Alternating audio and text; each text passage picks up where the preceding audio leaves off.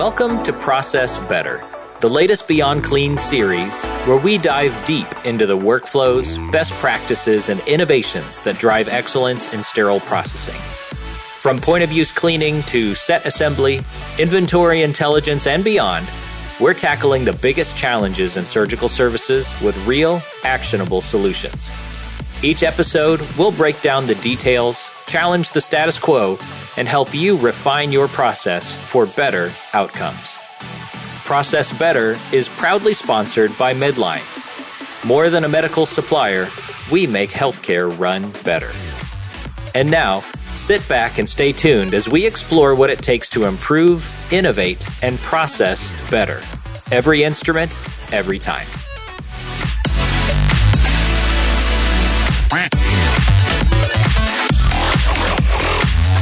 Hey there, Sterile Processing Universe. You are listening to the Process Better podcast, sponsored by Medline. I'm your host, Bobby Parker, and it is my joy and pleasure to be introducing you to this new podcast series that we're working through, Process Better, where we're going to be looking at 4 key aspects of the sterile processing workflow and diving into how we can make some improvements in those areas to offer better, safer, more consistent quality of care for our patients, every instrument, every time, like we always do here at Beyond Clean. We're bringing a great lineup of guests to you throughout this series, and we're going to be starting off that with a bang, as we always do, by bringing in the clinical educator at Medline, Tory Teakell, to talk to us about that first process that always comes up when we talk about instrument reprocessing, point-of-use cleaning, point-of-use treatment. I've got a lot of questions that I want to get answered around this topic, and so hang with us. We'll be right back in studio with Tory Teakell after this.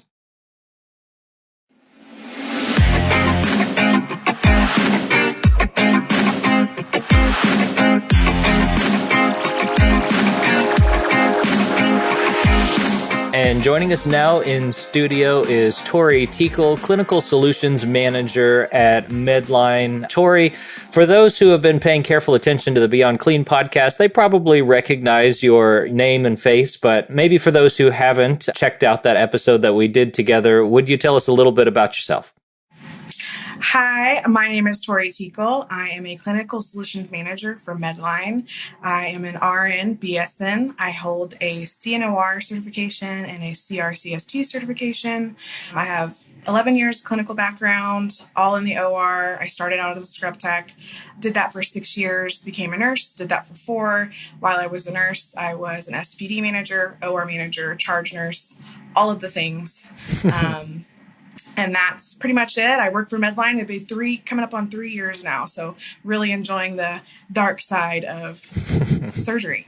Well, we've teased that a lot, the dark side of surgery, but we're thankful that there are good educators out there with our vendors. As we've gone to different sterile processing departments, there are a lot of places where, other than downloading a podcast app, the thing that we depend on as technicians to get good education is just having our manager bring in good educators or recommend good webinar resources. And so there's nothing dark about being an educator on a vendor, Tori.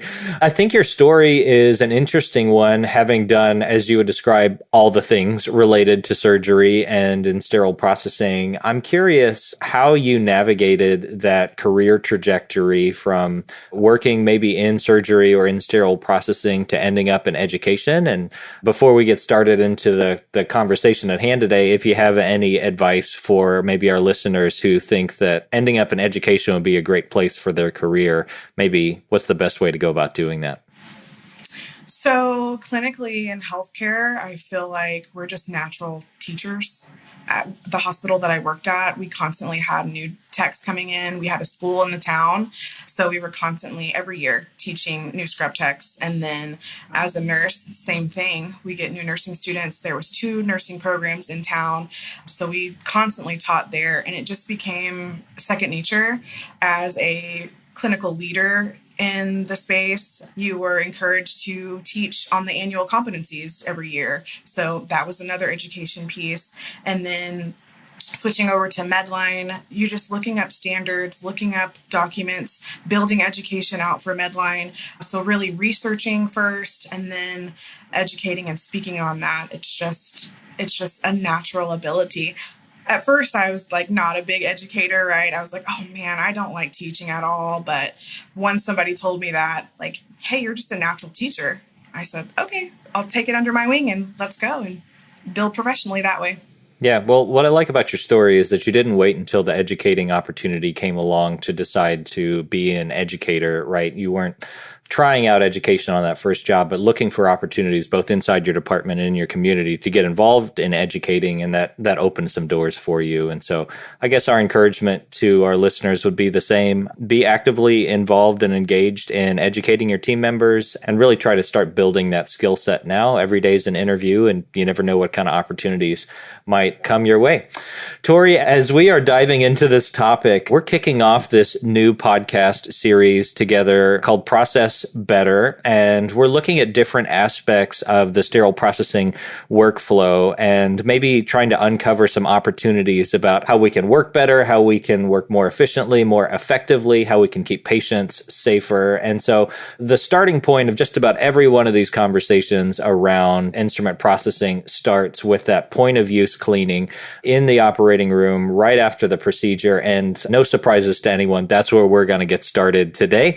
I know that you've educated a lot around this topic, but if you could get us started here with answering kind of at the high level, tell us what point of use cleaning is and particularly what it's not.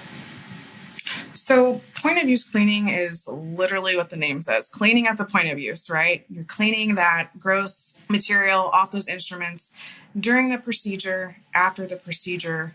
And then what it's not is it's not a placeholder for manual cleaning. You still have to manually clean when you take it down to SPD. And it's to be used in conjunction with a spray, a gel, a foam, what have you, whatever your facility has, and not just the spray alone. So you need to wipe the instruments down with sterile water in the procedure and then use the spray afterwards when the patient's out of the room. Okay. We're going to dive some more into that bit because, yeah, I've definitely encountered that misunderstanding that as long as we have the product in our ORs and we're applying it after the procedure's over, we're complying with point of use treatment. But while we're on the topic of definitions, I want to bring up the tomato conversation around point of use treatment, point of use cleaning. It seems like a couple of years ago, the industry language has shifted a little bit to that. Is there any difference between those two terms, and what do you prefer that we use? I really don't think there's a difference. It just depends on, I guess, what region of the country you're in, what you're going to call it, right? But point of use cleaning is the term that's used in ARN, used in AMI-ANSI. So point of use cleaning is probably the standardized term, if you will, across the board. Gotcha. Okay. Helpful to know. So you mentioned a couple of industry documents there, AORN, AMI. Can you tell us a little bit about what is out there in the industry, both guidance and standards that touch on point of use cleaning and how that might impact our departments? So ARN has a guideline. It's under the instrument cleaning chapter, and it specifically has a title of point of use treatment. And then ANSI-AMI ST79, their guideline, it is under handling, collection, and transport of contaminated items. And they're pretty much aligned as far as how to begin to prep the point of use, what to use to irrigate, irrigating the lumens, and then it goes into more detail of separating sharps, make sure you don't send sharps down to SPD, and then how to separate those instruments as well to prepare for transport. Okay. So those might be some good documents to have on hand as you're researching this topic. But to be honest, as we're thinking about how we're going to get to the place of point of use cleaning in our department so that we can process better, as the podcast title is pointing us towards, I don't think that the majority of the obstacle or the objection is we don't know what needs to be done. It's just figuring out how are we going to accomplish that in our facility. And so I'm curious, as you've taught on this subject, as you've seen departments, what are some of the big obstacles that have kept people from being compliant with good point of use treatment practices? I think one of the biggest things I would hear was there's not enough time. We don't have time at the end of the procedure to wipe everything down. We have a 25-minute turnover time. There's no time to do that too. Inadequate training. Maybe somebody wasn't educated on point of use cleaning directly, or it's not included in the modules or annual competencies or what have you. And then limited resources. Maybe you didn't open a basin that was directly for a point of use cleaning. You didn't have a syringe or an extra wipe, things of that nature. But my thought process is there's always time to wipe the instruments down in surgery. You're taught that in scrub tech school. You'd never hand a dirty instrument back to a surgeon. So that should be constantly being done as soon as it's handed back to you and as soon as you pass off another instrument to the surgeon. And then fast-paced cases, right? I mean, I worked with a surgeon that could do a total knee in 20 to 30 minutes, skin to skin. Mm-hmm. And the amount of instruments they use in that amount of time, it can be daunting. And with the broaches and reamers, the different nooks and crannies, it's hard to get all that done, wiping down. So maybe there needs to be a change as far as maybe another scrub tech needs to come in and be your instrument cleaner during the cases, or just working with your department, working with your scrub techs. What's realistic to get this done? Yeah, as I've talked with scrub techs about this issue, most of the ones that are really passionate about point of use treatment, point of use cleaning, are ones who are trained maybe a long time ago, or perhaps through the military, what they would describe kind of the old school way of training. And, these young kids these days aren't taught to wipe off their instruments before they go back to the surgeon. Is there any merit in truth to that the thinking or the training has shifted in maybe not placing as big of an emphasis on point of use treatment? Or is it more the pressures from faster procedures, more complicated procedures that are making it more of a challenge these days? I think it's a little bit of both. I think we've lost a little bit of that quality training. Maybe there are more topics that are more important, more daunting, maybe more crucial than point of use cleaning, maybe not as stressed in schools or at the hospital. And then we are advancing in technology and cases, minimally invasive. We started out laparoscopic, now we're going robotic. So it's a little bit of both for sure. Okay. I mean, we're speculating, but I do want to underline one of the things that you said. The most common objection that gets thrown out is the one that you mentioned first. It's the one that I hear the most is we just don't have the time.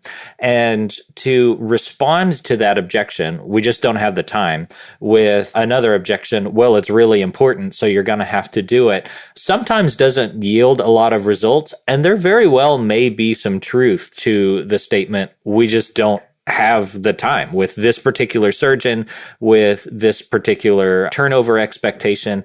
And so how have you seen facilities move with some success in situations where they literally don't have the time, but we still need to get the point of use treatment done? I think when you present the topic and you put it in perspective of patient safety and then kind of put a personal note on that. So I would say, if my husband was to come in and get a total hip done, I would want those instruments to be cleaned the way they're supposed to be cleaned, the way the guidelines say they're supposed to be cleaned. And that starts at point of use. Tease Beyond Clean's tagline, fighting dirty starts with the OR. They're the end user of the instruments, and then they're the first ones that get those instruments dirty. So it's really a collaboration effort and just getting everybody on the same page and to understand this is all about patient safety. We want good patient outcomes. We want our patients to be safe in our care, provide that good quality care. So I think when you put that in perspective and relate to a personal level, it gets the point across a lot better. Yeah, for sure. And as you're having that conversation, we can sometimes get hung up on the fruit of the tree. What you can see is point of use cleaning getting done, or isn't it getting done? But sometimes the hard work of figuring out not why the fruit's not on the tree, why isn't point of use cleaning getting done, but like where's the disease in the root of that tree? And maybe the reason that point of use cleaning isn't happening is because of, like you said, this particular surgeon's way of doing things is just not possible to be done with one surge tech in the room. And so that conversation has to go to maybe a higher level of conversation through the director of surgery or through the surgeon chair of surgery, and talking about what can we do from a resource perspective to make sure that our instruments are being treated compliantly, because you're right. The option that we can't go with is throw our hands up in the air and say, nah, we don't have time to get this done, so we'll just let sterile processing take care of it. That's not a solution. So maybe think through the solution to start buying time for these surge techs and creating an expectation in the room so that it feels like the wrong thing to be turning instruments back to the surgeon, not wiped down, or sent back to sterile processing, not appropriately pretreated. Whereas maybe in their current environment, people are trying to like hurry up in the corner and do something, even though the surgeon doesn't want them to. When they don't have time, they're the ones delaying the case and putting in that situation where they're having to stand up and stop the line continually in that room. And that's just not a recipe for success. Another objection that often comes up in these conversations around point of use treatment is, oh, well, that's sterile processing's job. Can you walk us through why point of use treatment? You said it's everyone's responsibility. It starts in the OR. Can you walk us through why that is? Why is it so important to not relegate the point of use treatment only to sterile processing? I think because point of use cleaning is done in the OR, it should be a collaborative effort. Yes, SPD cleans the instruments, but it also makes SPD more efficient when you kind of begin that process ahead of time. We always want to be proactive, not reactive. And so explaining that perception, explaining the why behind why it's needed, especially for your counterparts downstairs or across the hall, I think that puts in, a lot of perspective as well. Hey, this is my job, but this is also the other things that I do too. I don't just clean the instruments, right? Some SPDs stock things, they pull cases, they have so many other things to do besides cleaning instruments. It's not the main focus. So when you open up those eyes and you open up education and just touring or getting a cross-functional team and really putting that perspective and the why behind everything that they do, I think it really opens their eyes, because you don't know what you don't know, right? And I encourage SPD techs to go up into surgery and see what a surge tech does, just like I encourage a surgery tech to go downstairs in SPD to do what SPD professionals do, because you can't really get the full scope of things unless you know every cog in the wheel. And that is a great place to start. You said a cross-functional team, pulling together a task force so that it's not just the sterile processing manager against the rest of the world trying to make this happen in your facility. Really valuable. And one team member that I want to call out that should participate in this cross-functional team is your infection preventionist. The reason being, and maybe that your infection preventionist hasn't spent a lot of time thinking about or talking through pre-treatment of medical devices. I suspect that they have, because it's such an accreditation risk these days. But what they'll be able to help you do is lean into not only the standards of what's being recommended as best practices, but also into the science as you're talking through the reality of biofilms and talking through the risk to residues and potential issues with, residual proteins and endotoxins that are going to end up in the next patient if we don't get those removed from this device and keep them from adhering to the box locks of these devices. You can really start to get the attention more of that director of surgery, that surgeon in the room, who's going to then make it a priority to make sure these instruments are cared for well in the OR. And it's less about, Sally SPD's checkbox that needs to be done, or else I'm going to throw a patient safety report your way, and more of a collaborative approach to patient safety and get everybody on the same page of this is really important for keeping patients safe, and it's not just Sally's agenda. So that's really helpful. All right. So off my point of use treatment soapbox, we've kind of been preaching to the choir here a bit, Tori, trying to convince our primarily sterile processing audience that point of use treatment is a good thing. I would like, in kind of the second half of our conversation here, to dive into the specifics of what specifically needs to be going on in your facility for point of use treatment. Like if you were to walk into a facility today and step into their sterile processing and their decontamination, or step into their operating room, what are the types of things you would want to be seeing specifically to know that they're compliant with point of use treatment of their surgical instruments and that they're succeeding in that?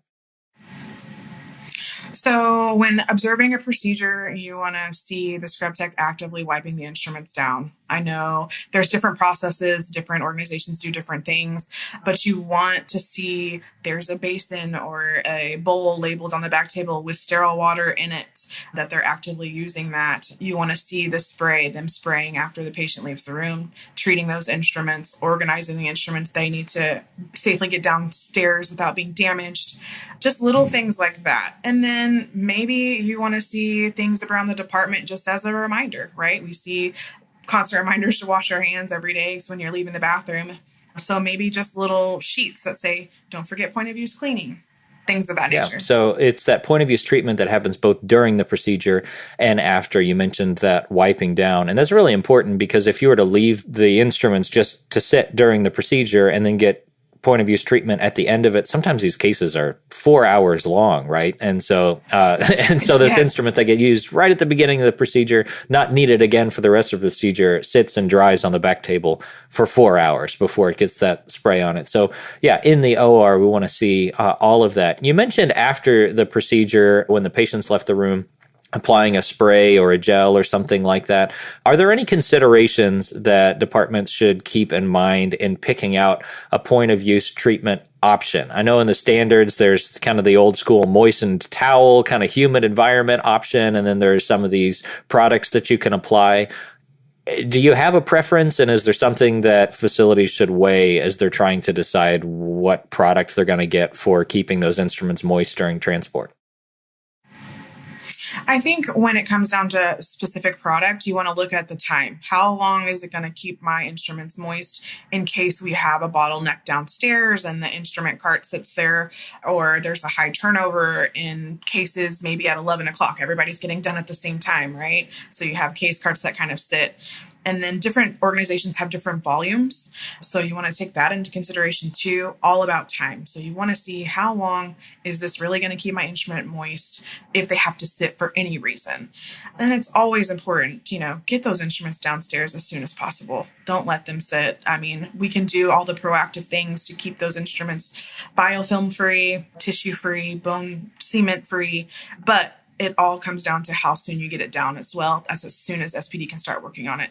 Also works in getting those, protecting the instruments and getting the biofilms off of the instruments. Okay. Yeah, I think that's well said. And there's certainly a lot of options out there for point of use treatment, but the main thing is just that it keeps them moist. So Tori, you talked through what you would look at if you were to step into an OR and wanted to know if point of use treatment is happening. But most of our sterile processing folks aren't spending very much time in their ORs observing, arms crossed over the shoulder of that surge tech, making sure that instruments are being treated well. But most often, just because sterile processing is the ones responsible for managing the quality of the instruments and the condition of the instruments, they're the ones who end up caring most about this issue and the ones who are kind of managing the point of use treatment process. So is there anything that you would look for if you were to walk into the sterile processing department, particularly into decontam, to find out how the point of use treatment is going in the operating room? Anything that you'd be looking at?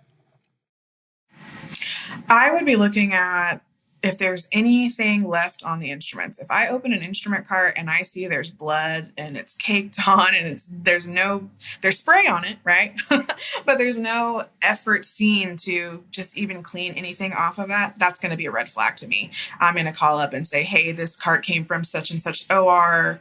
This is what I found. Take a picture. Hold people accountable, right? And I wouldn't say, don't make it a blame game. It's not anybody's fault. Maybe something happened upstairs. You can't assume. So getting to the bottom of the story and then just educating hey, this is going to take twice as long for us to decontam. So if it's a rapid turnover, it's going to be a little bit longer. Put it to them that way too. That's a good reason to say this is why point of use cleaning needs to be done. And taking that education in the moment so that it's specific is really powerful. It's a lot better than coming back at the end of the month and saying hey, we're not doing so great with point of use treatment across the board this last month. Let's tighten that up. And then the OR manager gives a reminder in the shift huddle and then nothing really changes. At the same time, I've been in those really busy sterile processing departments and had the expectation of of me that we notify the OR if the cart doesn't look quite right. When you're working in decontamination, it's really easy to kind of enter that mindset of self-preservation. Like I've got, 18 carts to get through or else second shift is going to chew my butt out. And so I'm not going to take the extra 5 minutes it's going to take to get a supervisor in here, take a look at this cart, phone up the OR, give them the case cart number. And so it's really easy for that person to kind of just skip over that and say, I'd rather just deal with cleaning this in the sink than, get that information back to the OR. Have you seen any really clever work practices or any things that have helped busy sterile processing departments get their arms around this point of use treatment problem before?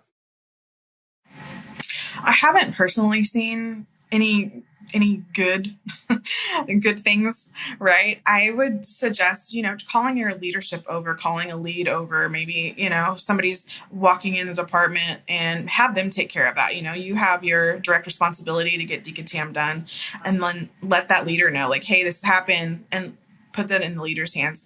I feel like talking to, like, for a manager to talk to a manager, that's good communication, right? Director to director, that's good communication. That's what needs to happen. You let your manager know, let your leadership take care of that. Take a little bit of stress off yourself.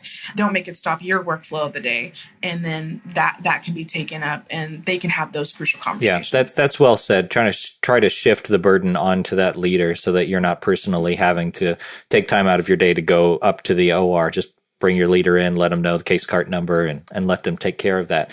I wonder, Tori, and this isn't the episode to talk about it, but I wonder how much our tracking systems that are definitely evolving and getting better in sterile processing could help us around this conversation. So I guess that's my challenge to you listeners is bring up this issue of point of use treatment and point of use compliance to your tracking system manufacturer and ask them help you think of a clever way that makes it easy for your technicians to both identify if something is not been treated appropriately and how to document and record that in a helpful way. I think the more that we can be tracking our performance when we have expectations, the better it's going to get. I think the phrase is you never improve what you don't track, or you can't improve what you don't manage. And so I wonder if there would be a way to do that. One department that I saw had in the front of their decontamination a poster on the wall that showed a picture of what compliant point of use treatment looks like on their trays, and then 5 or 6 different examples of what they consider non-compliance for point of use treatment, so that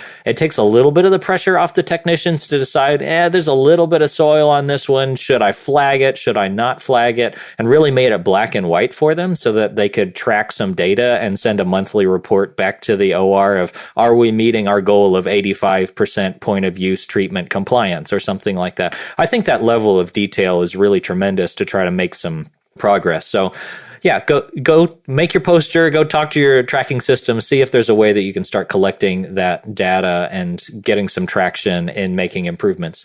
Tori, we're about out of time here, but I want to give you the last word, and I want to double underline one thing that you mentioned about having a collaborative approach to solving this problem, having that multidisciplinary approach, and that really helping the culture. What would you do, or what advice would you give to a department that maybe doesn't have a tremendous relationship between their sterile processing and their OR, how they can start approaching this topic of point of use treatment in a way that has a supportive culture where it's collaborative and we're working together on a multidisciplinary team? What would be your first steps? My first step with point of use cleaning, if there's any policy to work on to get OR and SPD collaboration, it's going to be this one. You really need your OR to be involved in point of use cleaning because it starts with them. And then I encourage SPD leadership or SPD techs, go to those morning huddles for OR. If there was an issue, let them know, and then use it as an in-service opportunity. Have an in-service Monday where you say, hey, point of use cleaning, this is where we're at, this is where we want to be. That way you're on the floor, you get to see the eyeballs of the OR techs, you get to build relationships that way and really start opening the door and just explaining, like, I promise you, I am not leaving these instruments dirty on purpose. I want to do the best I can. And the only way we can do the best we can is if we work together. So it starts with the OR. It comes down to SPD. We're all looking to give the best patient care. So let's work together on this. And then it just opens the door for more other collaborative opportunities. And when your OR and your SPD start communicating, I mean, it's a whole different ballgame. It turns out to be a wonderful day sometimes. You have more great days than bad ones. Yeah, you're not wrong. And what a way to get that started with finding some success in point of use treatment. And it doesn't always have to be a sour conversation or a finger pointing conversation. Sometimes documenting excellence. Send your OR a picture of a case card that was beautiful, and just give them some kudos and say like it's working. And that's important. Nothing's going to build that culture of collaboration better than really trying to take on a problem and then being able to celebrate accomplishing a goal together. So yeah, it can be a beautiful thing. Tori, thank you so much for that introduction to point of use treatment. I hope that we've inspired some folks to take it seriously in their facility, maybe given some ideas about how to start making some first steps in that direction. But it was a fantastic interview. If you have enjoyed talking or listening with Tori this week, the good news is she's coming back. So Tori, I'm looking forward to our next conversation we're going to have next week on Process Better, as we talk about instrument damage and handling and care, something that's kind of related to point of use treatment, honestly, but lots more to talk about. So again, thanks for coming on the show, and look forward to talking to you next week. Looking forward to it. Thanks, Bobby.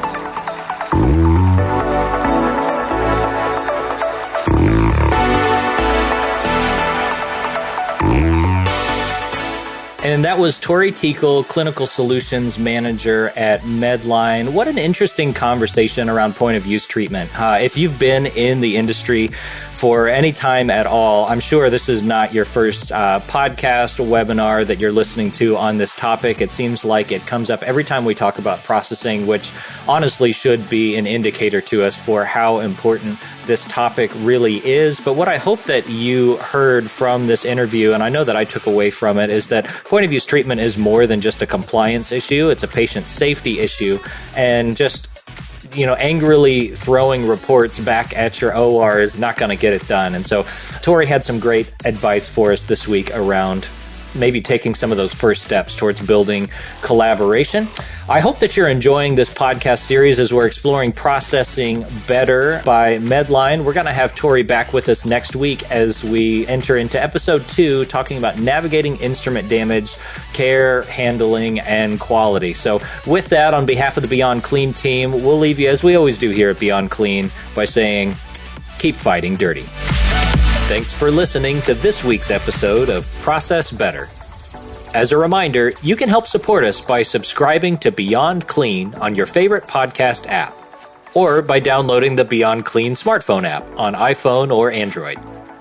In the app, you can access bonus content for certain episodes and filter episodes by category.